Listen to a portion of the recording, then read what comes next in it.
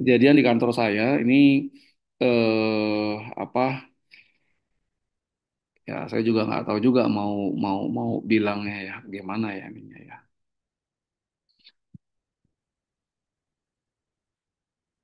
Nah, oke. Jadi eh terkadang di perusahaan itu eh apa yang dua dua dua aset lancar yang menentukan eh kondisi likuiditas perusahaan itu adalah apa eh udah kelihatan ini ya, whiteboardnya udah kelihatan? Kelihatan, Udah, Pak. Pak. Udah ya. Kak. Iya, Nah, Pak. oke. Account receivable dan inventory. Nah, ini dua hal, dua aset selain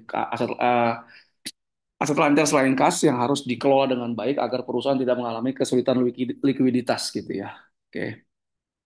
Nah, inventory ini terkadang ada yang kita bilang namanya dead stock. Nah, dead stock gitu ya. DS, dead stock. Dead stock ini apa?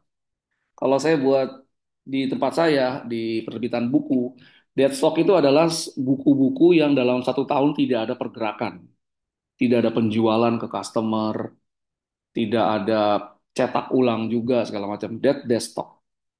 Nah, dead stock ini biasanya nanti kita akan lakukan namanya big sale, big sale, gitu ya.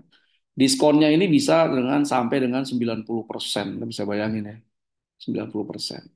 Nah, saya mau buat nih program Big Sale ini atas dead stock yang ada, kemudian saya kasih diskon 75% dari harga yang berlaku. Saya buat seperti itu, kemudian saya kirim ke bagian keuangan saya kemudian kirim email gitu ya, ketika saya buka ditulis potensi kerugian dari penjualan dead stock. Dia bandingin antara harga jual yang saya propose dengan diskon 75% di compare dengan cost dari buku tersebut, ongkos cetak segala macam. Nah, hasil kemudian muncul dari email itu rugi, rugi. Nah, ini pertanyaannya adalah apakah saya akan melanjutkan program ini atau tidak? Secara akuntansi keuangan memang dia rugi. Tapi ini buku yang saya mau propose itu udah 3 tahun, 4 tahun gak ada yang beli.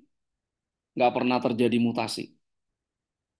Nah, pertanyaannya adalah, tepat nggak menyatakan bahwa rugi kalau jual dengan diskon 75%? Nah, jawabannya, kalau Anda pakai pendekatan akuntansi keuangan, itu benar rugi. Karena kan gampang ya ruginya berapa. Harga jualnya berapa bandingin sama cost-nya kan, betul nggak? Ya, terjadi seperti itu. Udahlah, nggak usah, dah rugi gitu. Tapi kalau secara akuntansi manajemen, kita berpikirnya, ongkos cetak yang kos ini, biaya-biaya lain itu, ini yang kita sebut dengan istilah sang kos. Nah, ini penting nih dipahami. Sang kos. Sang kos adalah biaya yang sudah dikeluarkan dan tidak bisa diperoleh kembali, apapun nanti yang terjadi di masa depan. Gitu ya. Jadi ini udah dicetak belum? Udah kan? Jadi dia mau dijual diskon 75 atau nggak dijual atau diapain aja, biaya cetaknya udah keluar gitu. Nah, sang kosnya udah keluar. Makanya saya bilang sebetulnya ini costnya udah nol aja ini, real apa fair value-nya nol. Karena udah 3 tahun lebih dia nggak ada mutasi. Apalagi kalau bukunya pajak gitu ya, karena kan peraturan pajak selalu apa berubah gitu kan. Nah, secara akuntansi manajemen ini costnya nol nih udah, ini sang cost. Jadi berapapun harga jual itu adalah keuntungan. Jadi perusahaan saya dapat menjual program ini, dapat uang, uangnya dijadikan modal kerja untuk mencetak buku-buku yang apa buku-buku juara lah atau best seller segala macam. Itu satu. Kedua, gudang saya akhirnya dipenuhi banyak buku-buku yang tadi dead stock kalau nggak dikeluarin. Akhirnya sewa sewa apa gudang ya kan? Ada kosnya nggak sewa gudang? Sewa gudang kosnya apa kira-kira? Sorry. Eh, biaya penyimpanan persediaan kosnya apa? Gitu. Karena di cost accounting namanya apa? Carrying cost. Nah, apa aja tuh? Sewa gudang, terus apa? bayar security yang menjaga, listrik, air, dan segala macam gitu ya. Itu keluar tuh carrying cost-nya, menyimpan persediaan. Dan ada satu cost yang itu apa ya kita bilang ya, eh, tidak pernah dihitung oleh akuntan apa keuangan. Apa tuh? Kalau kita beli persediaan, itu ada duitnya nggak untuk beli persediaan? Ada nggak guys? Kita beli persediaan, Ada. ada uangnya? Hmm. Ada ya. Nah, uangnya yang untuk beli persediaan, kita berharap kita beli persediaan, kita jual lagi kan? Ya nggak, dalam waktu yang nggak lama. Udah beli persediaan, ternyata persediaannya nggak jalan, hanya stuck di gudang. Itu kita mikirnya harus, nah ini ada konsep cost-nya lagi, namanya opportunity cost. Ini nggak muncul dalam laporan keuangan. Opportunity cost terjadi karena kita menggunakan sumber daya bukan pada penggunaan terbaiknya. Let's say Anda punya sebidang tanah, terus sebidang tanahnya itu tidak dibangun apa-apa. Apa opportunity cost-nya? Berupa apa kira-kira? Opportunity cost-nya kalau dia dijual dapat duit, that's opportunity cost. Kalau dia disewakan dapat duit, that's opportunity cost. Itu harus dihitung. Nah, uang yang yang perusahaan belikan belikan persediaan itu ada opportunity cost-nya kalau persediaannya nggak bergerak. Apa opportunity cost-nya?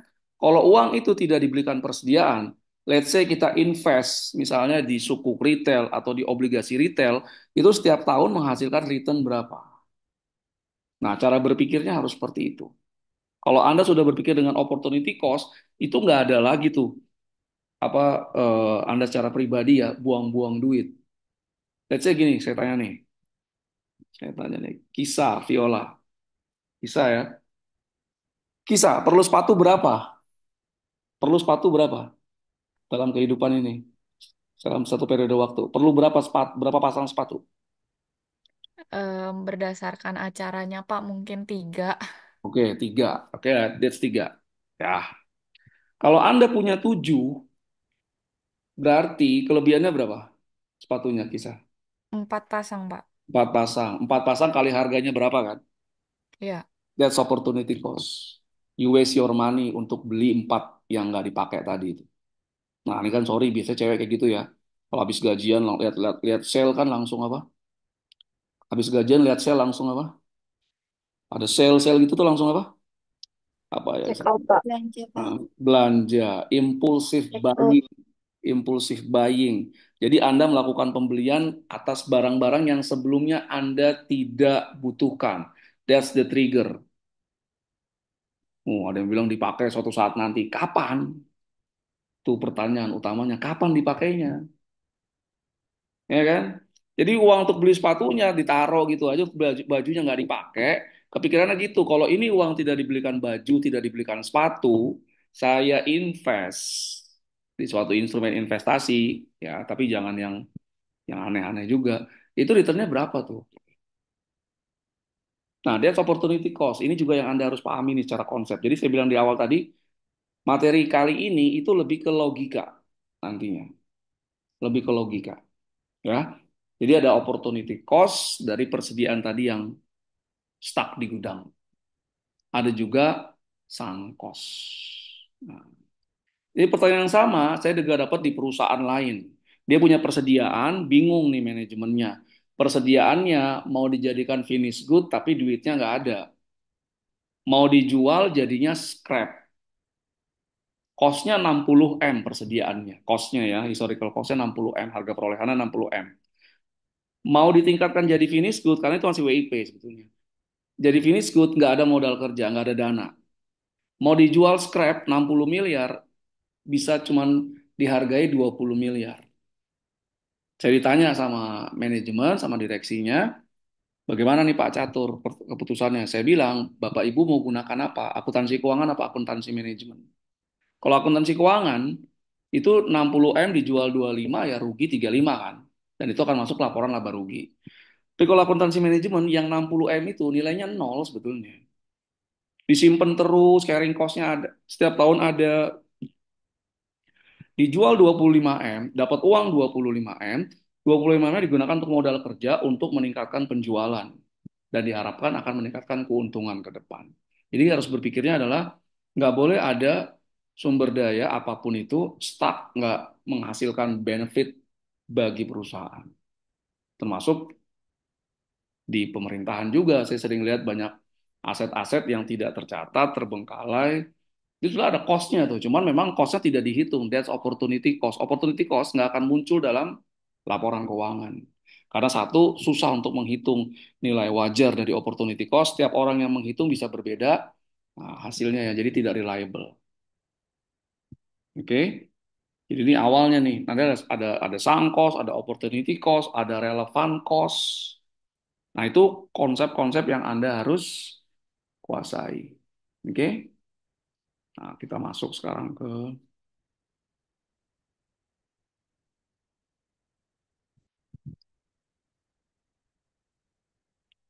apa materinya ya. Sorry.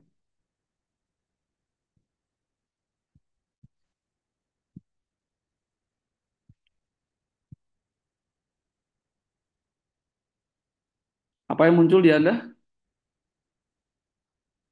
Yang muncul apa? PPT, Pak. PPT chapter 11 ya. Iya. Oke, ya. Kita mulai. Nah, oke. Kita lihat ya.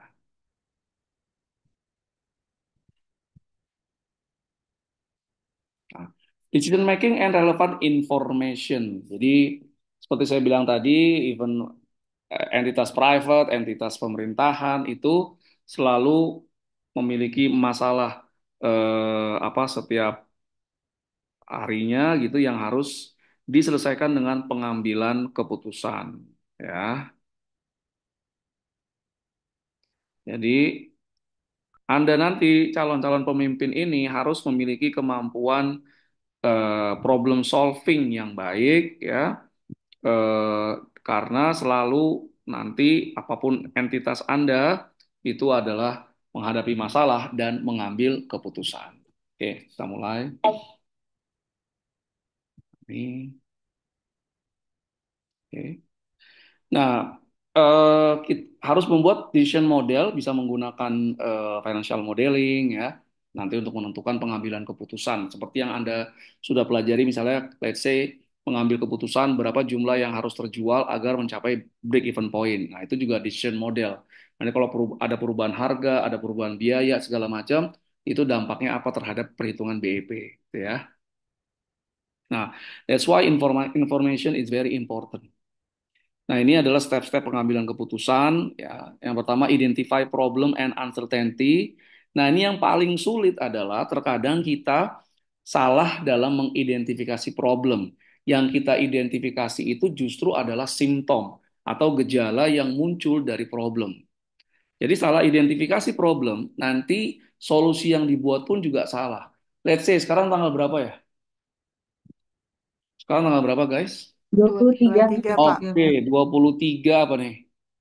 Oktober. Nah, ini biasanya kalau Anda pusing di tanggal 23 Oktober, itu karena apa misalnya?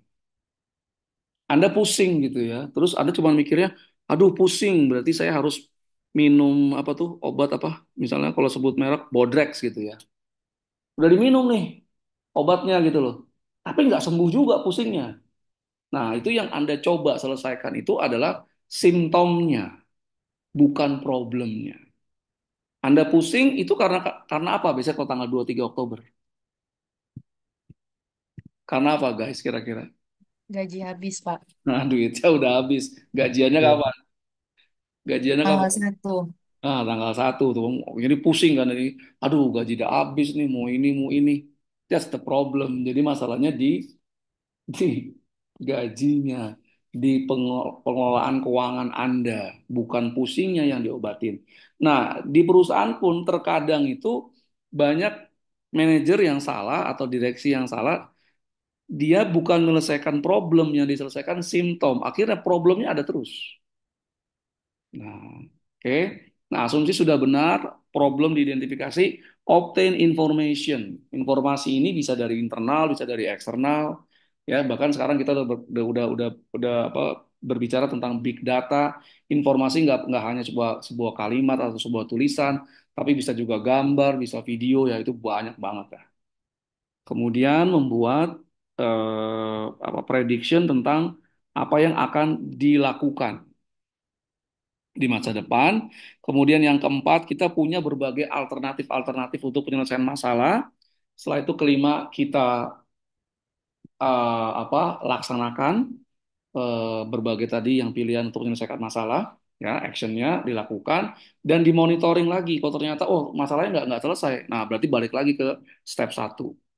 Ini adalah model pengambilan keputusan yang kalau bagi saya sekarang di perusahaan cara nggak langsung kita akan lakukan. Tapi mungkin nggak seketat ini ya. Jadi mungkin ada yang kita bypass, nggak perlu menghitung berbagai alternatif karena kadang-kadang nggak ada alternatif cuma hanya satu. Nah itu dia. Ya, oke.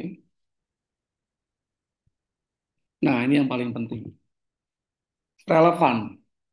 Nanti ada relevan revenue, ada relevan cost. Jadi informasi yang relevan itu memiliki dua karakteristik. Dia akan terjadi di masa depan dan berbeda di antara dua alternatif tindakan. Let's say Anda mau nonton konser, biar gampang nih ya. Anda mau nonton konser. Ada dua alternatif. Pertama, Anda naik kendaraan umum. Yang kedua, Anda naik mobil pribadi. Nah, ya. Jadi pilihannya apa? Kendaraan umum atau apa? Mobil apa? Pribadi. Nah, kita akan menghitung berapa biayanya atau apa aja relevan cost. Relevan cost itu terjadi kalau biaya itu berbeda di antara dua alternatif tindakan ini, kendaraan umum atau apa mobil pribadi. Contoh, pengeluaran bensin itu relevan nggak untuk diperhitungkan dalam konsep? Relevan. Hah? Relevan nggak? Kalau naik kendaraan umum ada beli bensin nggak? Relevan, Pak.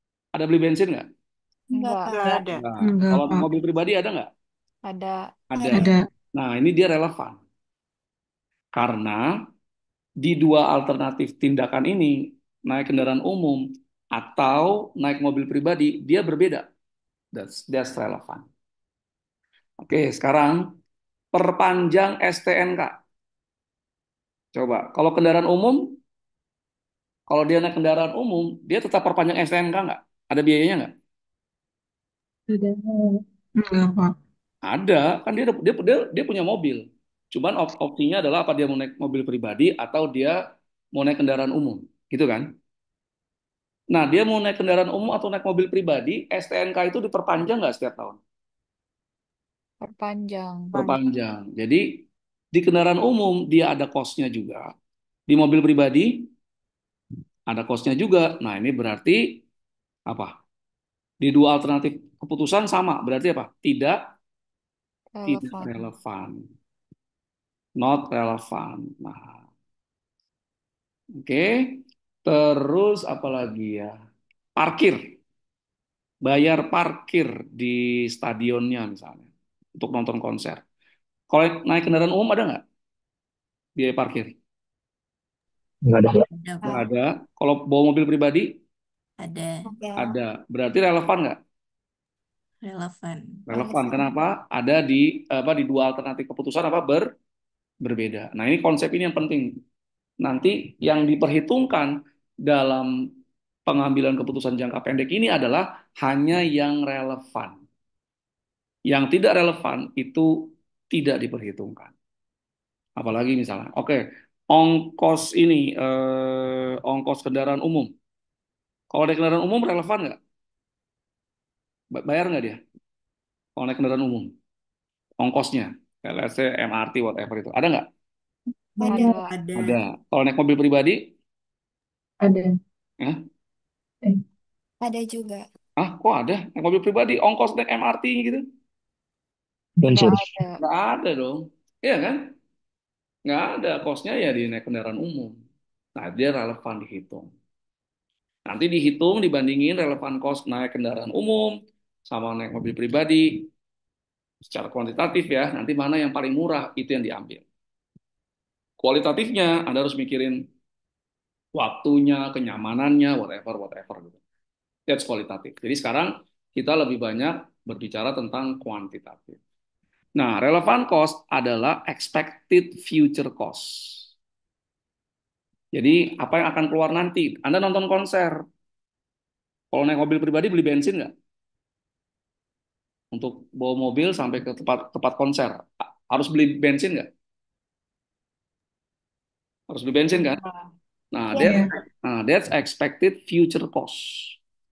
Tuh. Tapi kalau Anda naik kendaraan umum, Anda nggak beli bensin. Makanya dia relevan untuk dihitung. Relevant revenues are expected future revenue. Nanti kita akan lihat penerapannya ya. Oke. Nah, past cost, historical cost are never relevant and are also called sunk cost, biaya tertanam yang tidak dapat diperoleh kembali. Nah, sekarang gini, penyusutan mobil, penyusutan mobil. Nah, relevan nggak untuk yang contoh ini? Relevan nggak? Kalau Anda naik kendaraan umum, mobil yang Anda udah miliki, ada penyusutannya nggak? Ada. Ada, Ada. Pak. Kalau Anda naik mobil pribadi, ada penyusutannya nggak? Ada. Ada.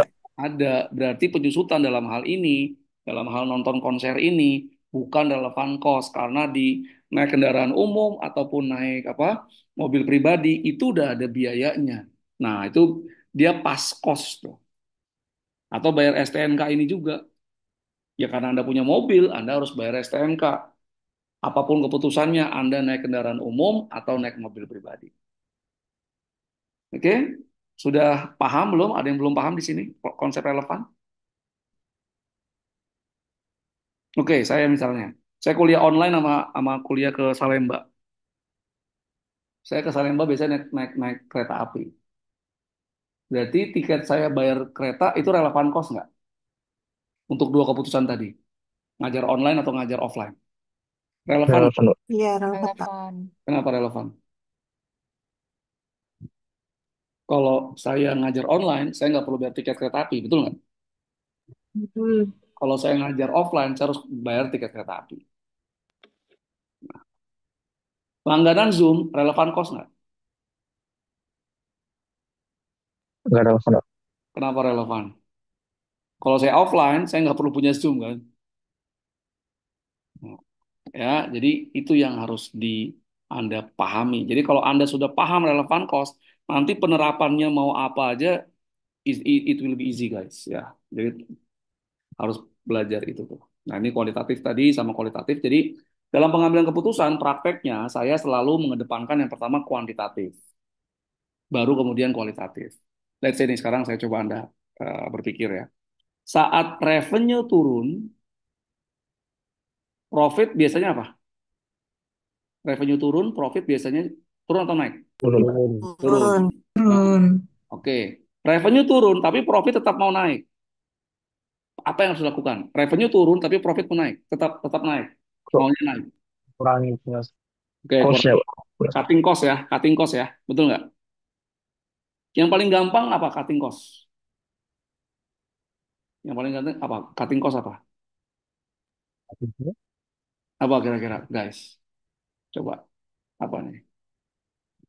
Yang bisa diganti sama mesin. Apa? Pegawai. Nah, itu pegawai. Pegawai dikurangi, maka apa tuh komponennya apa aja ya? Gaji pokoknya, tunjangannya, BPJS, BPJS kesehatan, segala macam itu semuanya hilang. Nah, ketika dihitung, oke nih kita lay off pegawai 20%. Nanti profit bisa kembali bagus gitu ya. Nah, ketika itu dihitung menggunakan pendekatan kualitatif, pakai model ya, financial modeling. Tapi nanti setelah kualitatifnya kita dapat, oke, keputusannya secara kualitatif adalah kita lay off pegawai. Nah, nanti muncul setelah itu kualitatif factor. Hal-hal yang nggak dihitung-hitung gitu ya. Kualitatifnya misalnya apa? Kalau pegawai kita kurangi 20%, yang 80% masih ada ini bagaimana nanti moralnya, moral kerjanya. Yang ditakutkan adalah yang existing yang masih tersisa 80%, dia akan mikir mungkin berikutnya ini gue yang kena. Karena dia ada ketakutan seperti itu, akhirnya dia kerjanya nggak produktif, produktivitasnya turun. Produktivitas turun, yang rugi juga perusahaan. That's kualitatif. Ada lagi kualitatif, ini penurunan revenue-nya akan terus terjadi ke depan atau hanya ada hal-hal tertentu yang nanti nggak lama bisa balik lagi revenue-nya naik. Ketika revenue-nya naik, aktivitas perusahaan bertambah, itu mungkin pegawai tadi yang di layoff harus di rehiring. Nah, proses rehire-nya itu mahal. Mungkin pegawainya udah kerja tempat lain. Mungkin dia akhirnya minta gaji lebih tinggi. Terus ada biaya untuk apa ya segala macam lah. Nah, yang ketiga nih yang penting nih. Ini yang saya paling ngeri jadi pemimpin ya. Layoff pegawai, nanti pegawainya cuma tahu tiap hari datang kerja bagus pulang, datang kerja bagus pulang lah gitu aja gitu ya. Terus dia kena layoff gitu loh. Terus pulang dia bilang ke anak istrinya apa, mohon maaf ayah harus di apa PHK dan kita harus hidup dengan apa, ya hidup menderita lah ya berarti ya. Nah terus kalau orang-orang yang merasa terzolimi kalau dia berdoa gimana? Orang-orang yang merasa terzolimi kalau kalau dia berdoa gimana? Orang yang zolim kalau berdoa gimana? Doanya gimana, guys? Nah, Abang. nah itu dia tuh. Itu yang ngeri itu. Itu juga kualitatif sebetulnya. Tapi ada waktunya juga ternyata akhirnya saya juga mengalami juga nanti harus melakukan apa layoff pegawai gitu ya karena turunnya penjualannya ternyata berkelanjutan gitu ya. Harus menyelamatkan kapalnya tapi tetap layoff-nya dipenuhi hak-hak pegawai misalnya. Jadi saya lagi mengambil keputusan itu kuantitatif dan kualitatif. Biasanya kualitatif itu meningkat pengambilan keputusan kalau Anda udah pengalaman kerja gitu ya. Nah, itu pasti ada seperti itu. Oke, lanjut. Nah, ini contoh aja misalnya. Jadi precision spotting good, misalnya sporting good nih misalnya. Jadi dia satu melakukan reorganisasi, yang kedua tidak tidak reorganisasi, yang kedua melakukan reorganisasi. Nah, kalau ada pendapatan atau biaya yang di antara dua alternatif ini sama, berarti dia nggak relevan. Kalau dia berbeda, relevan. Contoh, revenue-nya sama nggak di dua pilihan ini? Coba lihat, sama nggak revenue-nya? Sama, Pak. Sama, berarti Sama, Kak. nggak relevan. Nggak relevan. Oke, direct material sama? Sama. Oke, Sama. nggak relevan. Sama. Manufacturing labor? Beda, Pak. Beda. Beda. Beda berapa? 200. 160 kan? Ya. 640 kurang 480, 160 kan? Ya nggak? 160. Nah, nah, yang relevannya 160-nya selisihnya. Ya, oke. Lanjut. Manufacturing overhead relevan nggak? Jangan lihat yang di kanan dulu. Relevan nggak menurut Anda? Relevan nggak? Enggak. Nggak. Kenapa? Tidak. Kenapa? Karena sama. Karena Ah, sama. oke, ini nggak relevan. Marketing relevan nggak Enggak. relevan? Nggak Tidak relevan. relevan. Reorganization cost Relevan. relevan karena dia beda. Nah, ini Anda lihat akhirnya. Jadi alternatif satu tidak melakukan reorganisasi itu cost-nya adalah 640. Kalau yang dua ini dia 570. Nah, jadi keputusannya adalah apa? Do not reorganize atau reorganize. Biaya yang paling rendah yang mana? Udah full mas ya. Nice. Reorganize. Jadi keputusannya adalah reorganisasi. Ya, jadi sekali lagi berulang-ulang saya jelaskan, relevan revenue atau relevan cost adalah pendapatan dan beban yang berbeda di antara dua alternatif keputusan. Contoh di sini, do not reorganize dan reorganize. Kalau dia sama di antara dua pilihan, berarti dia tidak relevan, dan kalau tidak relevan, tidak perlu diperhitungkan. Nah, pemahaman konsep ini akan membuat Anda menjadi lebih cepat nanti kalau ngerjain soal tuh. Karena udah tahu nih, oh, bukan relevan nih, hapusin aja. Kadang-kadang hasilnya mungkin sama juga kalau Anda masukin biaya segala macam ya. Tapi nanti ambil apa keputusannya lama. Ya, taruh situ, Bang. Ya, oke. Nah, lihat di sini lagi. Sunk cost. Costs that have already occurred and cannot be changed are classified as sunk cost. Contoh yang paling gampang. Keputusannya adalah Anda mau buka toko atau tidak jadi buka toko. Tidak jadi buka toko. Ya. Anda kalau mau buka toko survei dulu nggak tempatnya? Survei dulu nggak? Iya, Ya, Survei. iya, Survei ada biayanya nggak? ada. Ada. ada. Apa biaya survei?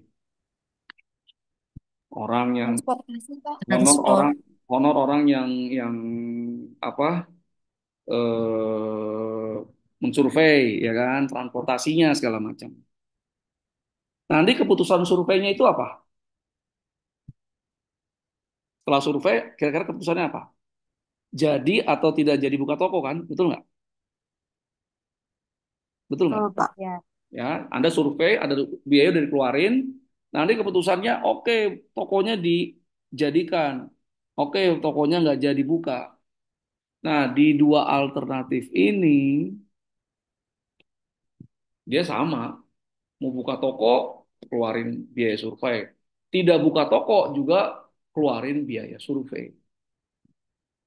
That's sunk cost. Nggak bisa dirubah, udah keluar duitnya. SPP yang Anda keluarkan untuk kuliah ini, sangkos nggak? Sangkos nggak? Iya, Kira-kira. Hah? Mau, iya, mau tuh sangkos. Kalau sangkos ngapain kuliah? Ya ya. Anda berharap sekarang saya tanya ke dulu deh. Kenapa Anda kuliah lagi? Yang paling mudah apa jawabannya? Berharap apa? dapat gelar. Satu, udah gelar lah, hapus lah, jangan gelar lah. Apa? Kalau Anda dapat gelar biasanya, Kesempatan yang baru. kalau Anda dapat gelar Penghasilan lebih tinggi. penghasilan lebih tinggi. Jadi kalau Anda udah lulus kuliah S1, penghasilan Anda nggak berubah waktu Anda lulus misalnya apa D3, ya berarti sangkos. Betul nggak? Ya kan? Sama, saya waktu S2 juga saya mikirnya begitu. Kalau nanti saya udah S2, kalau harusnya nanti gaji saya lebih besar daripada waktu saya S1. Kalau gaji saya antara S1 dengan S2 nggak berubah, nggak beda jauh, ya mendingan saya nggak usah kuliah. Biayanya saya pakai untuk bisnis. Contoh kayak begitu tuh. Ya, jangan langsung bilang sangkos, makanya belajar yang benar kan gitu kan. Nanti naik gaji. Jadi banyak hal-hal yang sangkos, tapi sebetulnya nggak sangkos juga ya. Kadang-kadang saya juga ada, misalnya di perusahaan saya mau buat project, udah melakukan persiapan, tapi ternyata nggak jadi buat. Secara gampang langsung sangkos, tapi ada hal yang tidak bisa dihitung. Akhirnya kami punya pengalaman, pengalaman tentang bagaimana biar sebuah project bisa jalan. Nah, itu seperti itu. Dan pengalaman kadang-kadang nggak bisa dibeli ya, seperti itu ya. Jadi sangkos tidak diperhitungkan. Oke, ini misalnya nih ada anak SMA ya. Kalau dulu saya mau lulus SMA, itu kan nanti mau daftar ini, beli apa tuh? Beli formulir kan, betul nggak? Ya, beli formulir. Daftar institusi A, beli formulir, B, beli formulir, C, beli formulir. Nah, biaya pembelian formulirnya itu sangkos nggak bagi si yang mau kuliah tadi, anak SMA tadi? Sangkos nggak pembelian formulirnya? Coba. Dia daftar tiga, nanti yang masuk yang tiga-tiganya dapat. Dia masuk kemana berarti? Asumsi ya, anaknya pinter. Jadi dia beli tiga formulir, tiga-tiganya dapat. Tapi kan tetap harus cuma satu yang dipilih kan? Betul nggak? Betul. Betul, Nah, Pak. pembelian formulir itu adalah juga sang kos. Udah nggak bisa dia udah beli, udah ikut tes, nggak bisa dibalikin lagi duitnya. Nah, ini di bisnis kadang-kadang orang tidak bisa membedakan mana sang kos, mana bukan sang kos. Oke. Nah, ini. Incremental cost, additional total cost incurred for an activity. Incremental cost ini biasanya adalah relevan. Differential cost, selisih total cost di antara dua alternatif. Jadi kayak saya misalnya, ketika memutuskan apakah saya S3 atau tidak, atau tidak, ini juga saya perhitungkan. Biaya S3 apa? Nanti tidak S3 dan S3 mana yang lebih lebih lebih lebih mahal. Jadi akhirnya saya pilih gitu ya. Karena S3 itu, kalau S3 di luar negeri gelarnya apa? Guys, S3 di luar negeri gelarnya apa? PSD, Pak. PSD. You know arti PSD apa? Ada yang tahu singkatan PSD?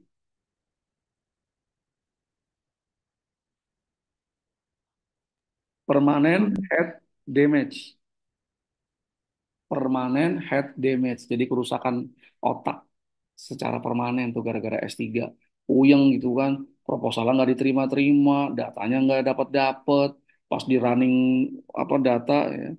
Tapi jangan seperti yang itu ya, saya nggak sebut nama. Kalau itu hebat lah, bisa dalam waktu kurang dari 2 tahun tuh lulus apa? Lulus S3, oh, itu mantap tuh kalau itu.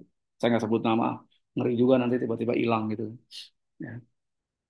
Nah, incremental revenue, additional total revenue from activity. Kalau saya nanti S3, peluang saya banyak, bisa jadi staf ahli, jadi ini. That's incremental revenue. Nah, ya, oke. Kita lihat.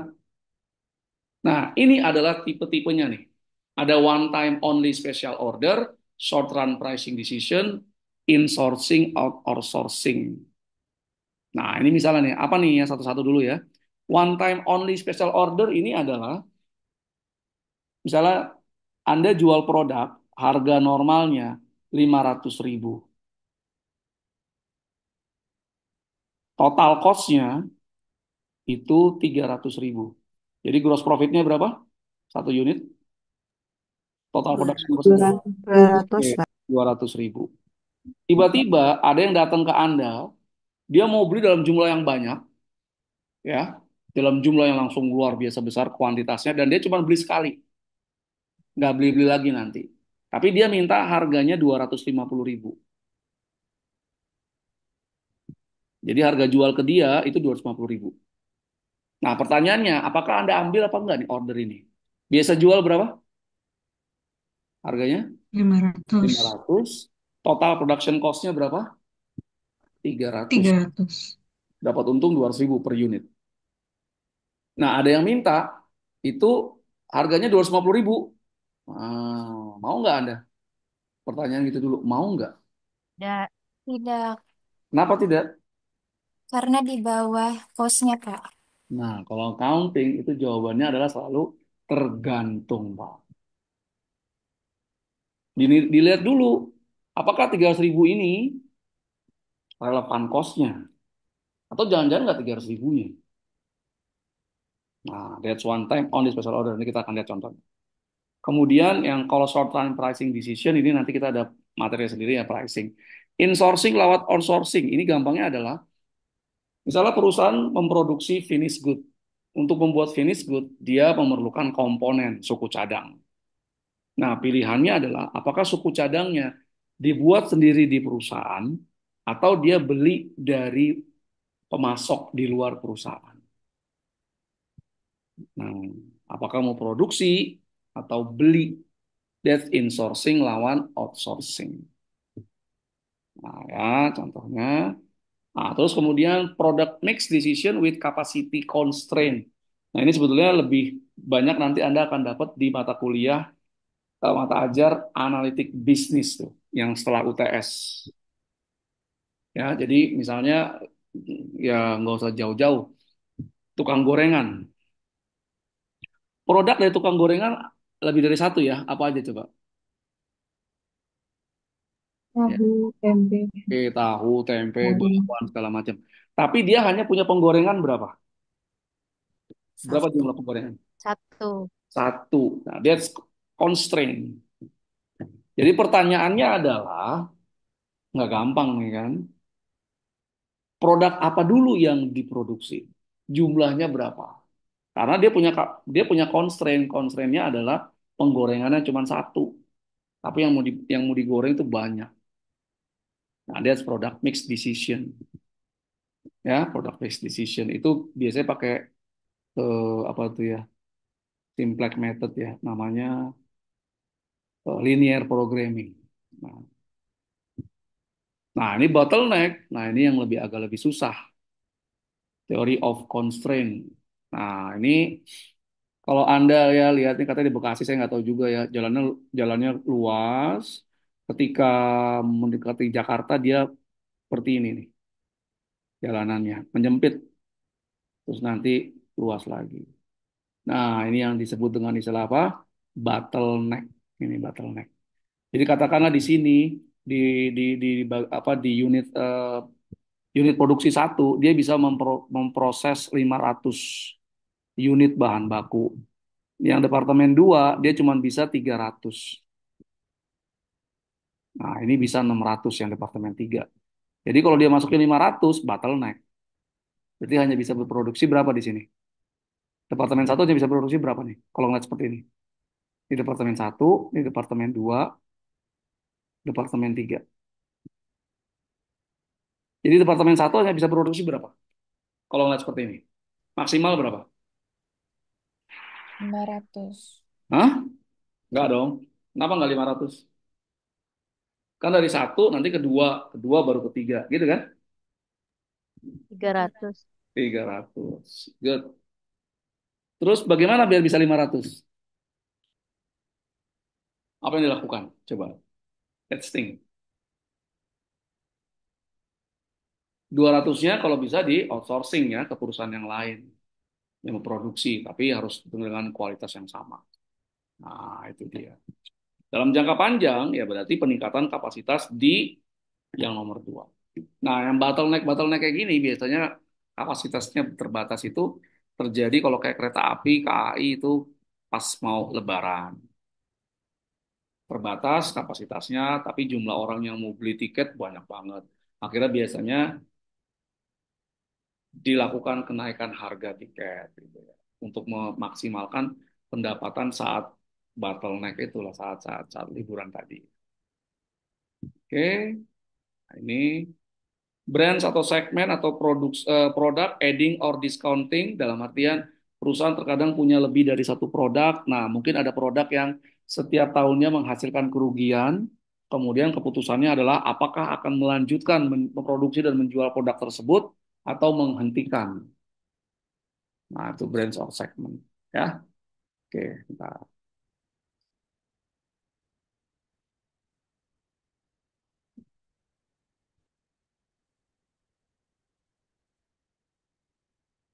Yang muncul di Anda apa?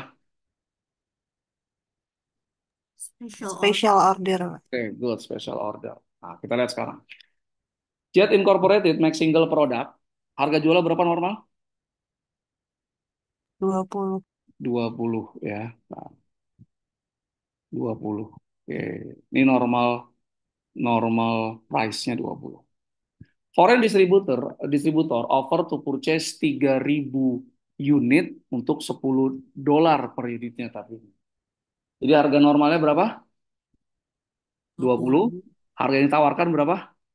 10. 10. 20. Diskon berapa nih? Diskon berapa berarti? 10. Ah, kok diskon 10? Dalam persen kan kalau diskon kan? 50%. 50%. Tapi dia langsung beli berapa? 3.000. 3.000. Nah, 3.000 unit. ya. This is one time order that would not affect company regular business. Jadi ini nggak boleh terus-terusan. Kalau terus-terusan, nanti customer yang biasa beli harga 20, minta harga yang sama kan? Bisa kacau juga nanti mungkin. Nah, yang paling penting lihat nih, annual capacity-nya berapa? 10.000. 10.000 unit. Saat ini memproduksi dan menjual hanya berapa? 5.000. Jadi ada 5.000. idle capacity berapa? 5.000. 5.000. Order ini ada berapa? 3.000. 3.000. 3.000. Nah, current production ditambah order berapa? Ini, kalau dijumlahin berapa? 8.000. 8.000. 8.000. Masih di bawah 8.000. kapasitas? Atau udah di atas kapasitas? Masih Masih di bawah. Masih. Nah, nanti apa nih biaya yang nggak relevan? Kita lihat ya. Nah, jadi ini kondisi yang ada.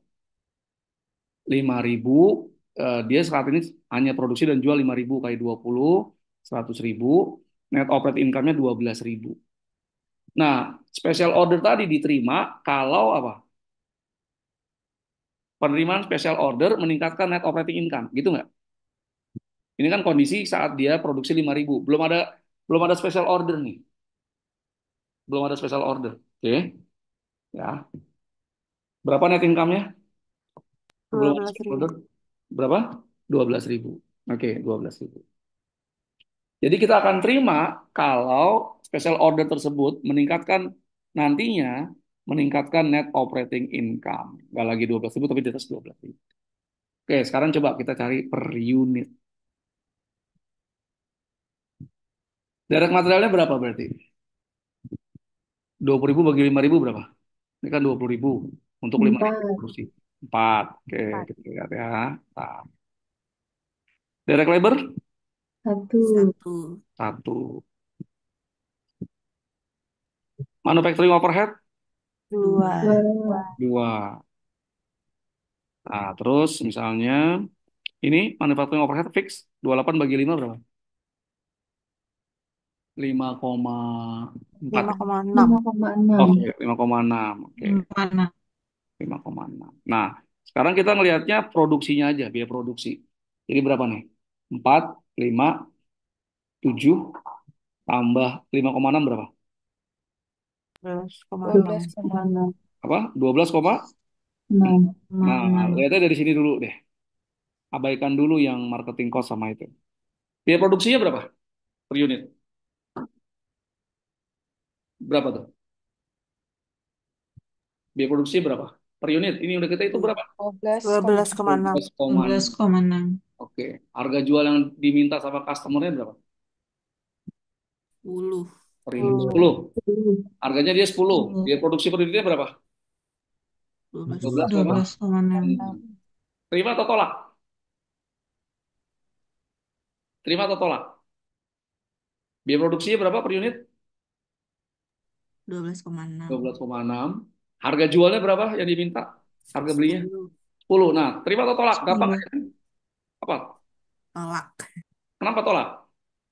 Karena Hmm? lebih besar biayanya daripada harga jualnya. Oke, good. Sepintas itu sudah benar. 12,6. Mosok harganya aja 10 di bawah itu kan. Ngapain juga capek-capek gitu ya. Nah, tapi sekarang kita masuk ke keputusan relevan tidak relevan. Jadi ini kan gampangnya apa berarti nih? Keputusannya apa nih? Special order ini. Accept or apa? Or apa? Reject. Gitu kan? Reject. Reject. Jadi kalau biaya ada di dua kondisi pilihan ini sama, berarti apa? Relevan nggak? Enggak. Tidak. Nggak relevan. Oke, good. Nah, sekarang kita lihat direct material cost. Kalau dia terima kalau dia terima order ini, ada nggak biaya bahan baku, pengeluaran bahan baku untuk Ada. produksi 3.000? Ada nggak? Ada. Ada. Berapa? Ada. Berapa per unit? Berapa 4. per unit? 4. 4. Oke. 4. Kalau dia tolak, berarti ada biaya produksi nggak untuk mensuplai yang diinginkan oleh customer tadi? Ada nggak? Ada. Reject. Kalau reject, ada nggak? Kalau reject Enggak. kan berarti kan kita Enggak. nggak Enggak memenuhi ada. order kan, berarti nggak produksi kan, betul Enggak nggak? ada. Berarti ini nol. Jadi relevan nggak direct material di sini untuk diperhitungkan? Relevan. Relevan. Relevan, Pak. Relevan. Oke. Direct labor. Kalau dia terima order, dia harus produksi nggak? Iya. Oke. Iya. Costnya berapa? 1. Satu. 1. Oke, 1. Nah, kalau dia reject, produksi nggak berarti? Enggak. Nggak produksi. Berarti costnya kalau dia 0. reject, 0. nol. Relevan nggak? Jadi relevan nggak? Relevan. Relevan. Pak. Relevan. Oke. Variable overhead. variable overhead. Kalau dia terima, dia ada biaya produksi nggak? Ada Ada kan? Ada berapa? Dua. 2. Kalau dia reject, Enggak ada. no. Nah, ini ya. Tapi kadang-kadang nih yang terakhir ini fixed overhead. Ini sering akhirnya mahasiswa salah mengambil kesimpulan. Oke, kita lihat. Berapa overhead per unitnya? Manufacturing overhead fixed cost-nya berapa? 5,6. 5,6. Kalau dia terima, cost ini ada 5,6. Kalau dia reject, ada juga 5,6. Kenapa ya mikirnya gitu ya?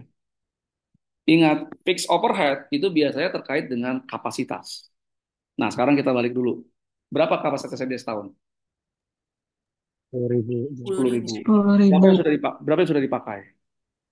5.000. 5.000, Masih idle berapa? 5.000. 5.000. Nah, ini special 5.000, special ordernya perlu berapa? 3.000. 3.000. Masih bisa nggak dengan kapasitas yang ada? Masih bisa nggak? Masih Masih Bisa bisa. kan? Oke. Berarti di sini fixed cost-nya mau dia accept, mau dia reject itu nggak akan berubah. Tetap sudah mengeluarkan uang. Contoh misalnya fixed overhead-nya adalah biaya penyusutan mesin. Ya, jadi mau terima order produksi, nggak terima order, tetap ada biaya penyusutan mesin nggak?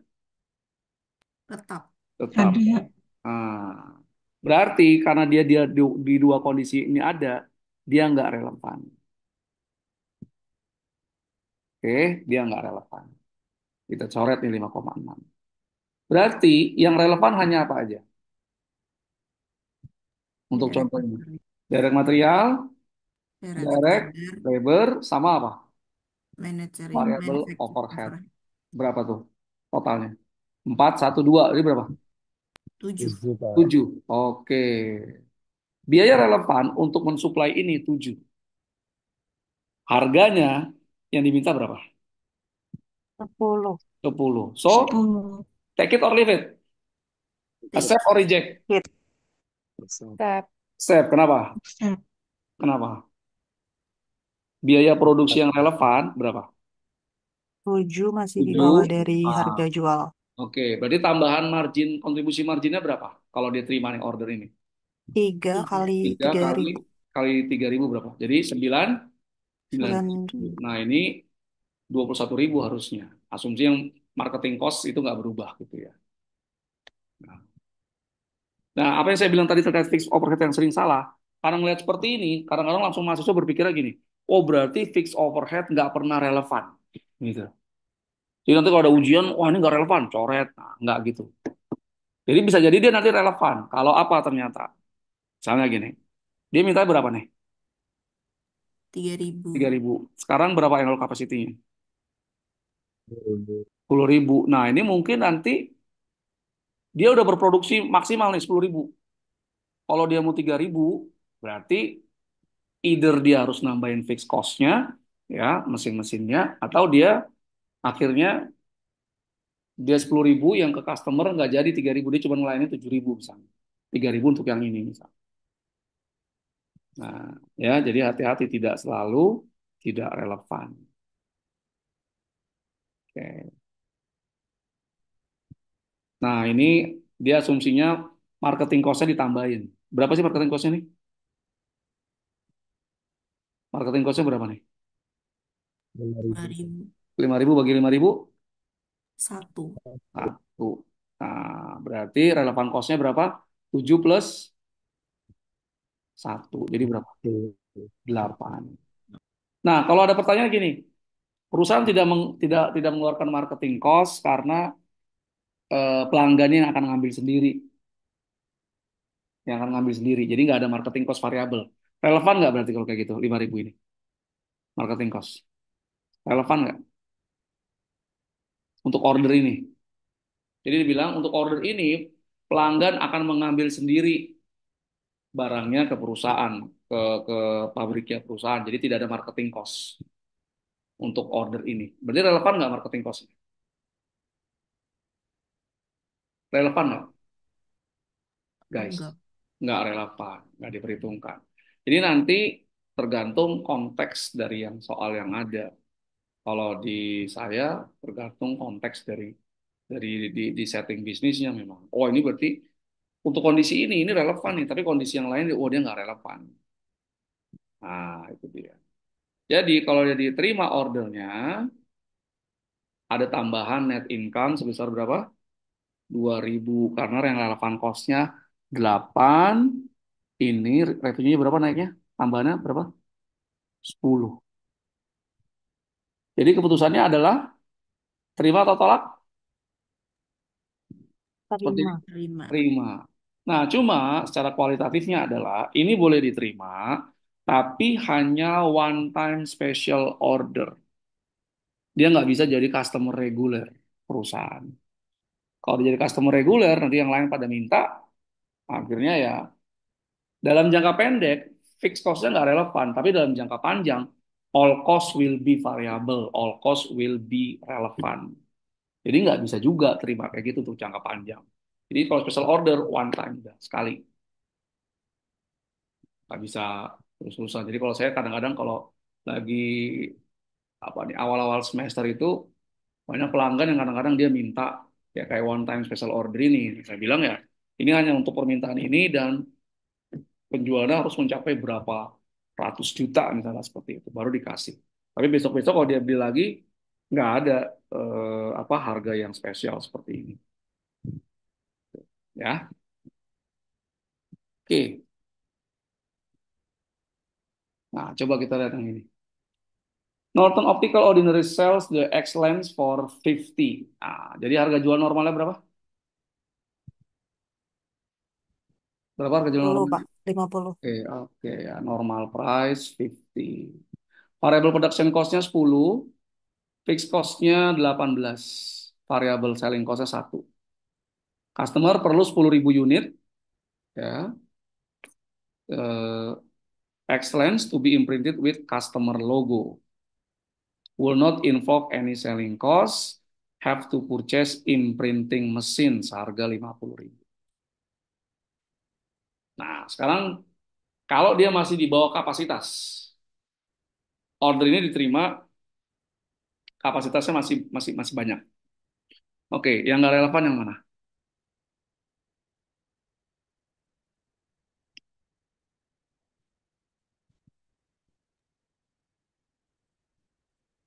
Yang nggak relevan yang mana? Coba, costnya.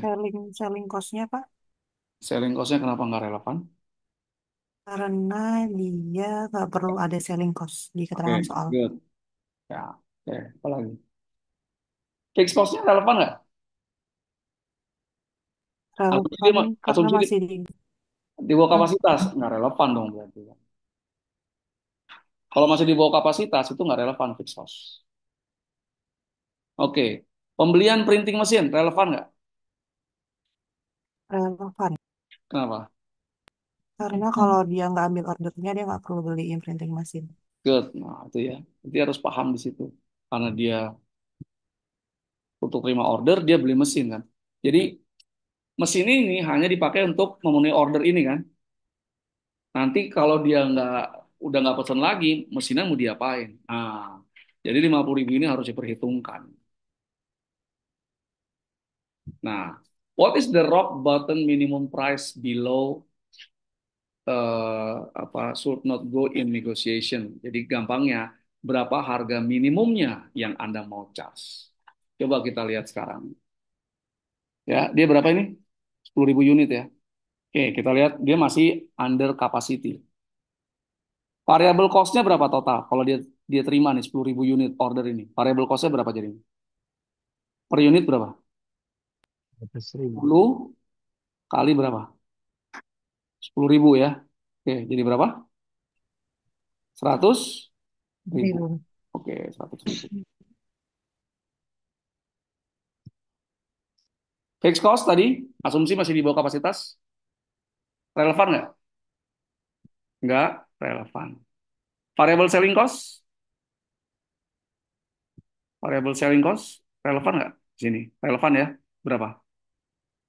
Satu kali berapa? Satu kali 10.000 sepuluh kan? ribu. Oke, 10.000. Jadi berapa? Ibu, 10.000 10.000. Kak.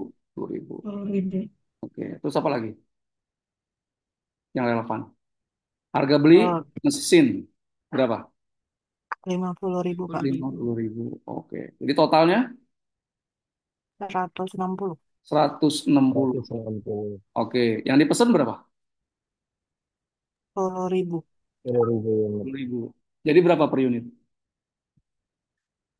16. 16. Ada nggak jawabannya? Oh, nggak ada. Nggak ada nih. Yang ada paling dekat berapa? 16 paling dekat berapa? 15. 15. 15. Nah, berarti ada yang nggak relevan juga nih berarti ya. Nah, ini. Jadi yang selling cost tadi ini nggak relevan.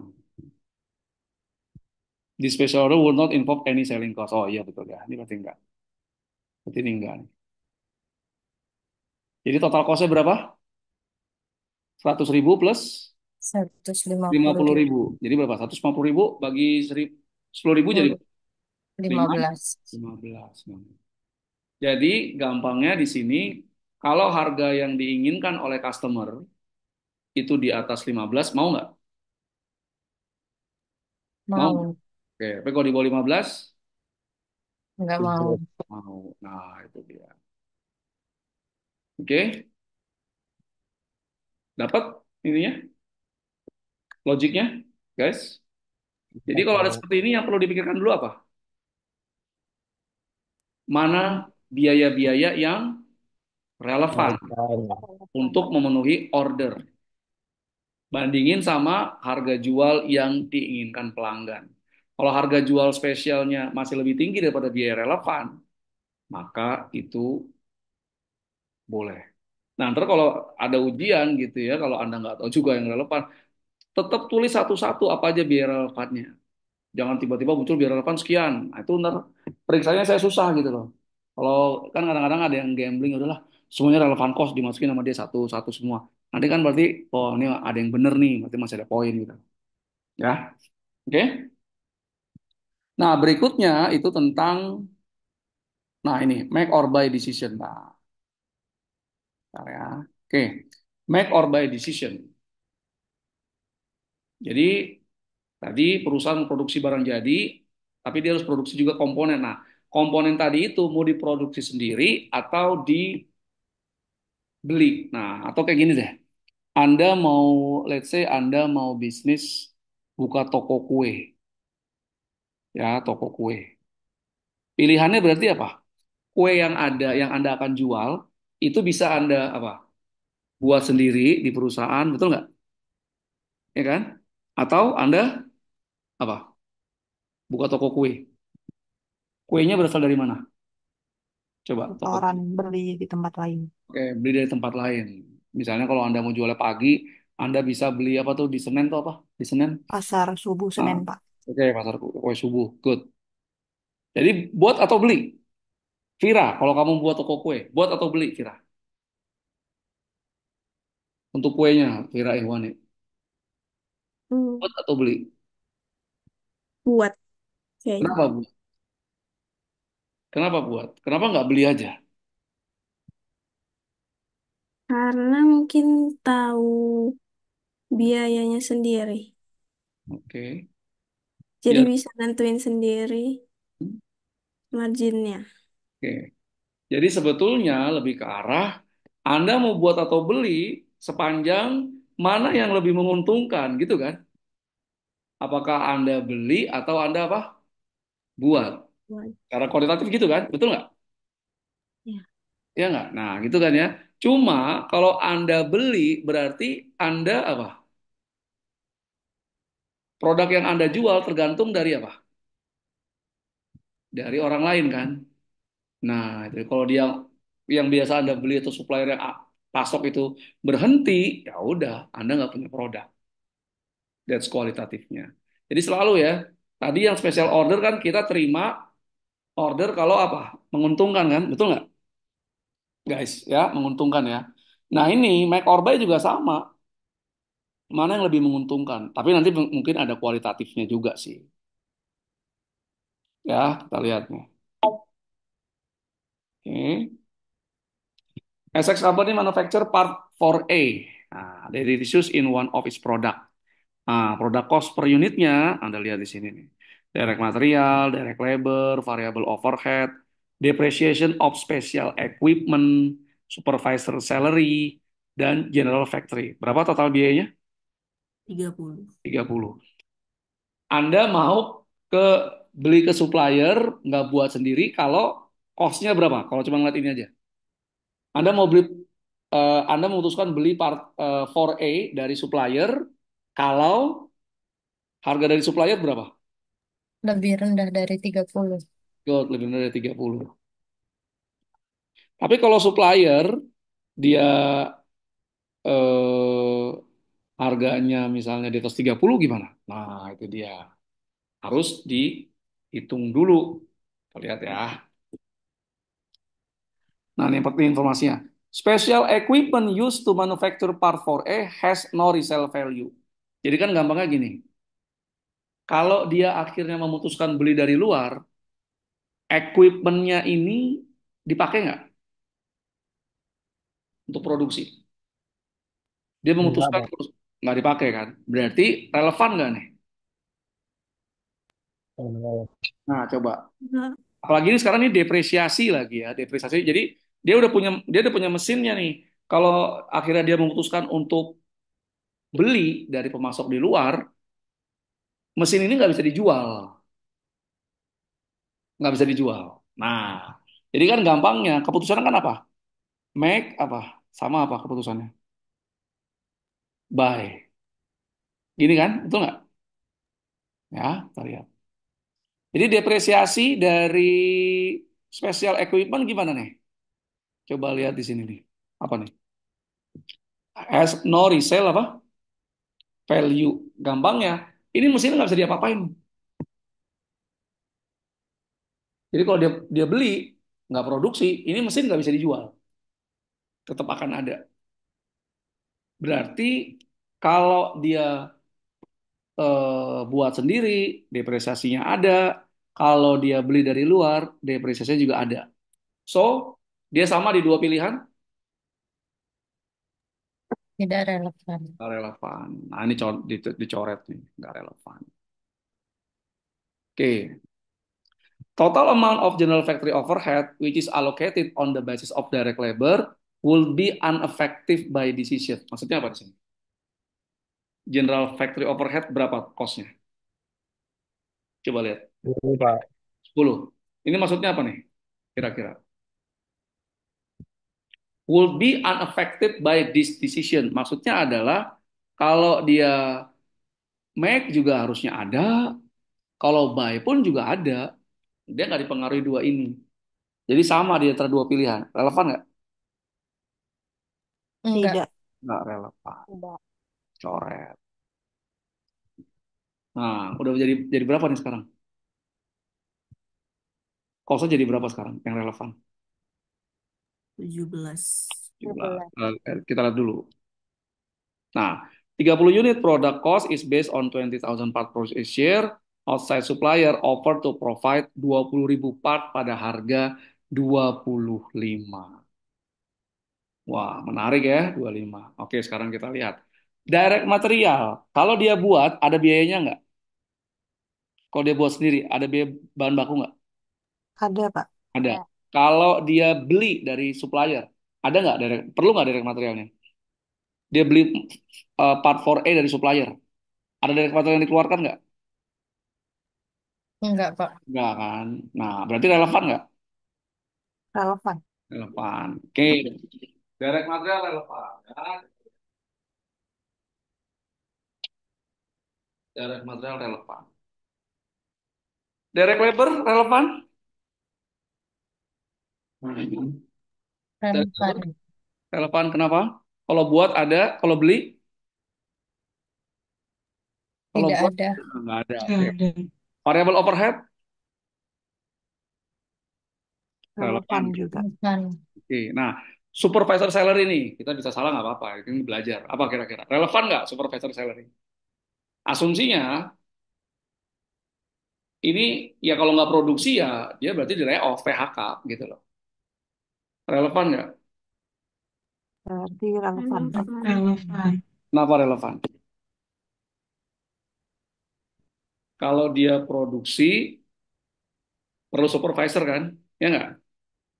Kalau dia nggak produksi, dia beli, berarti perlu supervisor nggak? Enggak perlu. Nggak perlu supervisor. Nah, dia nggak relevan. Tapi bisa nggak gini? Dia dia relevan. Dia bisa relevan. Kalau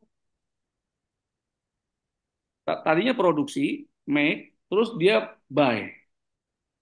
Tapi karena dia ambil keputusan dia buy, supervisor ini nggak bisa dipecat. Nah, relevan nggak jadinya?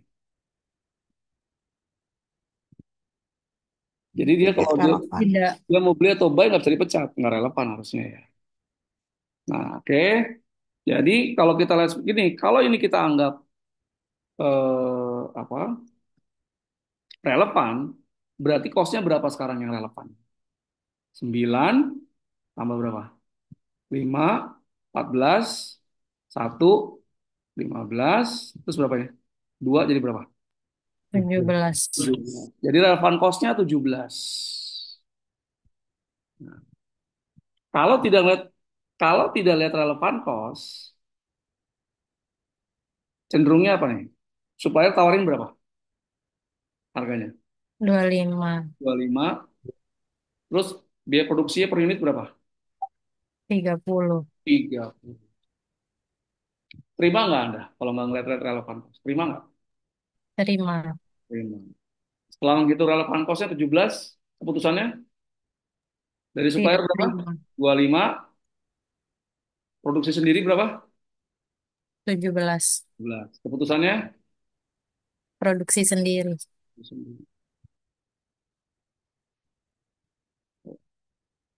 kita lihat nih. Outside purchase 25, dia perlunya 20.000 ya. Jadi dia beli berapa? Kalau dia beli cost-nya 15.000. Nah, direct material kalau dia beli cost-nya 9 kayak 2.000, 180. Kalau dia nggak beli, 0. Makanya dia relevan. Direct labor juga sama. Kalau dia beli, kalau dia buat ini 0. Variable overhead ini juga 0. Tapi depreciation kalau dia make biayanya ada, ya ini per unit berapa tadi? 3 kali 20.000 berapa? 3 kali 20.000 berapa?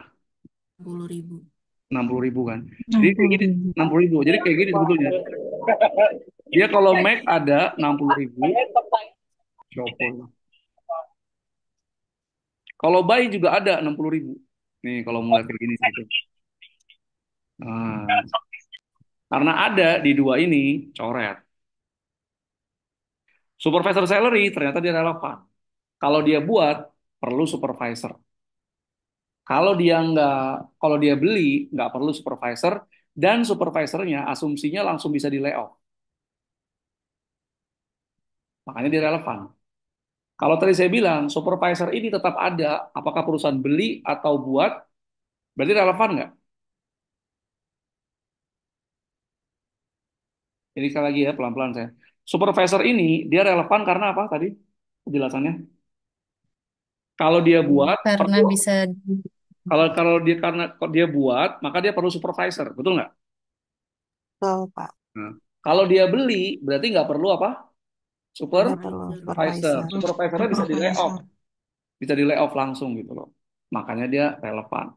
Tapi kalau dirubah informasinya, dia mau buat, dia mau beli, supervisor tetap di perusahaan, tetap digaji kan berarti kan ya.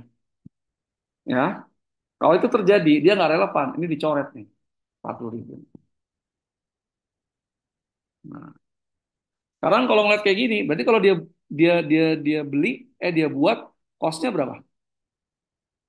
340 ini berarti berapa? Secara per unit, 340 bagi 20.000, 17.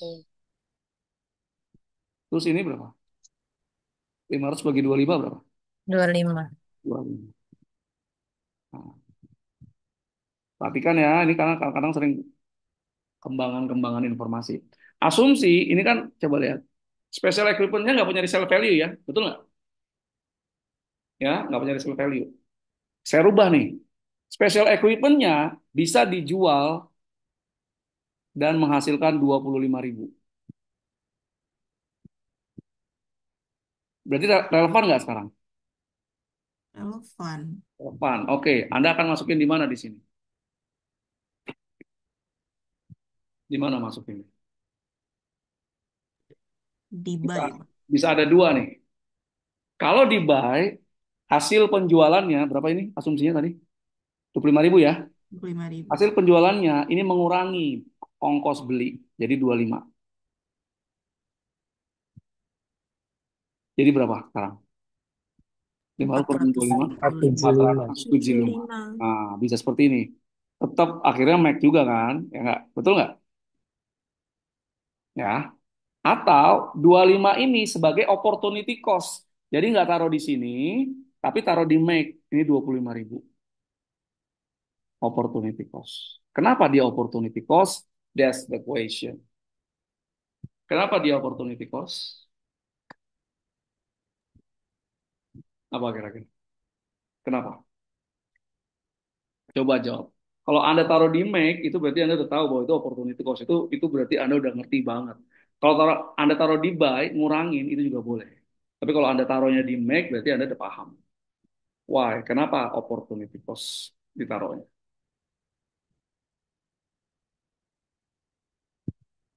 Gimana? Coba, guys. Karena dia revenue yang seharusnya bisa didapatkan kalau kita ambil decision untuk buy gitu, Pak. Good. Jadi karena dia produksi sendiri, maka special equipment ini nggak bisa dijual. Betul nggak?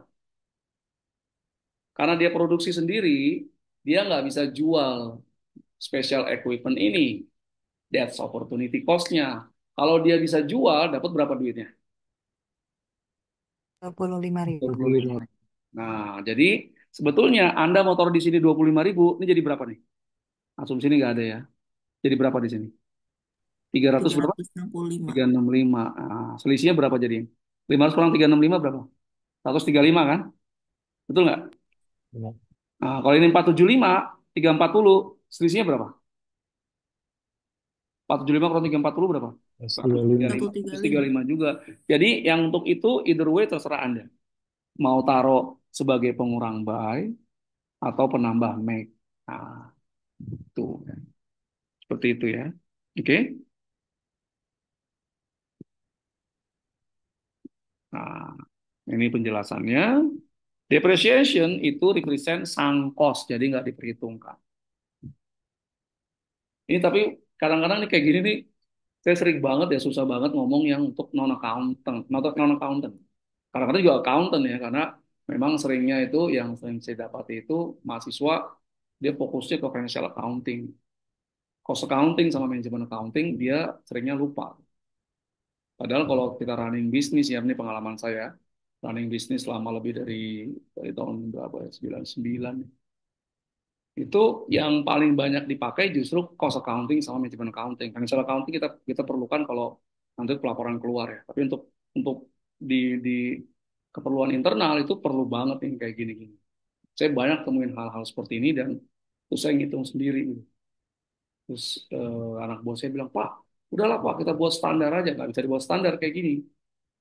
Tergantung konteksnya. Oke? Nah, general not affordable, irrelevant. Ya, ini. Jadi should we make or buy? Seperti ini. Mac. Nih, kenapa? Karena Biaya cost untuk Mac lebih memproduksi rendah. 20.000 unit ini lebih apa? Lebih rendah. Ada nggak pendekatan kualitatif nih? Asumsi ya, ini akhirnya buy-nya lebih murah. Buy lebih murah daripada kita buat sendiri. Berarti yang dipilih yang mana kalau seperti itu? Buy lebih murah daripada make. Berarti yang dipilih apa? Buy. Buy. Nah, ada nggak kualitatif faktornya? Kalau kita beli dari luar, nggak produksi sendiri, apa faktor-faktor kualitatif yang harus dipertimbangkan? Yang pertama adalah bagaimana kualitas dari part yang atau suku cadang yang dipasok oleh pemasok atau supplier.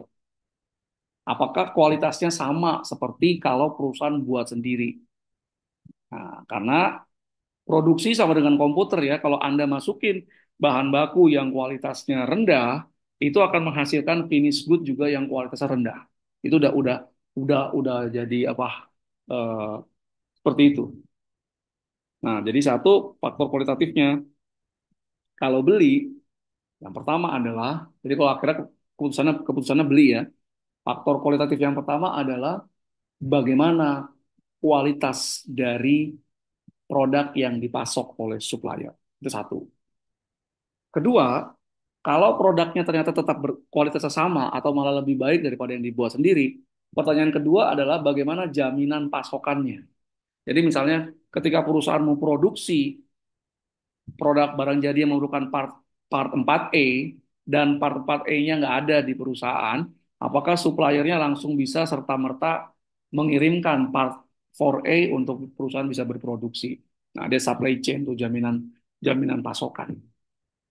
Itu dua faktor yang harus diperhatikan secara kualitatif kalau akhirnya perusahaan memutuskan untuk oke, okay, we buy from suppliers outside company.